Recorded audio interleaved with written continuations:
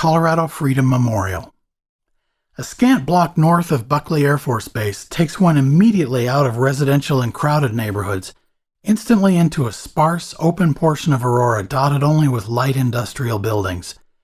As such, there is a tremendous peacefulness at the Colorado Freedom Memorial that's not present at most other memorials within any city limits.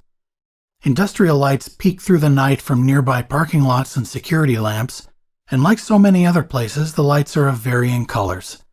None of those kaleidoscopic hues will be seen after the first glance, though, as the memorial is best lit by the moon or seen in total darkness.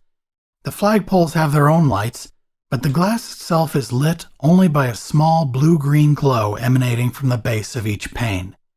On one visit, a blanket of snow 2 feet deep lay completely undisturbed, leaving a pure, sparkling carpet beneath the wall of dim blue. The viewer might be prone to wonder what the memorial will look like 50 years from now. Would it be exactly the same?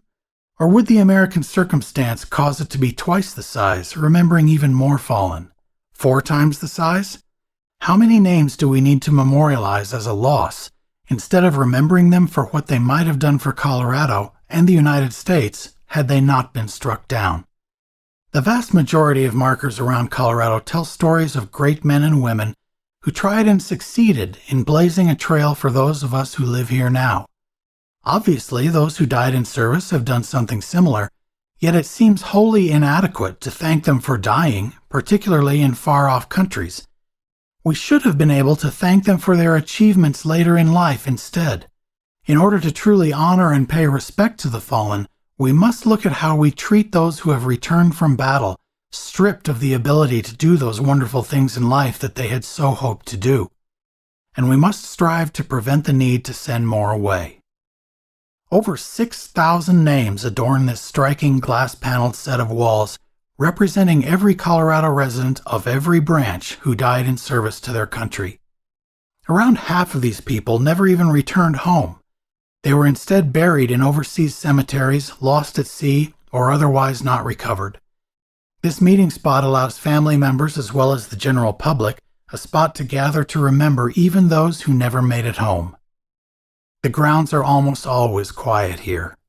After many visits, taking pictures under various conditions and at differing times of night and twilight, only once were many people present, though there are always people there during the day. This makes it very easy to lose yourself in thought, looking at names of people you hadn't known but most likely should have. People who had families that cared about them, as well as dedicated, selfless men and women who had literally no one to mourn them. The beauty of the architecture brings all into focus, if just for a moment, and an expansion is planned that will honor names newly researched, as well as include the merchant marines lost over time. For 3 nights each December, volunteers light over 6,000 luminarias on the grounds of the memorial to commemorate each name, reminiscent in a small but meaningful way of the eternal flame at JFK's gravesite in Arlington.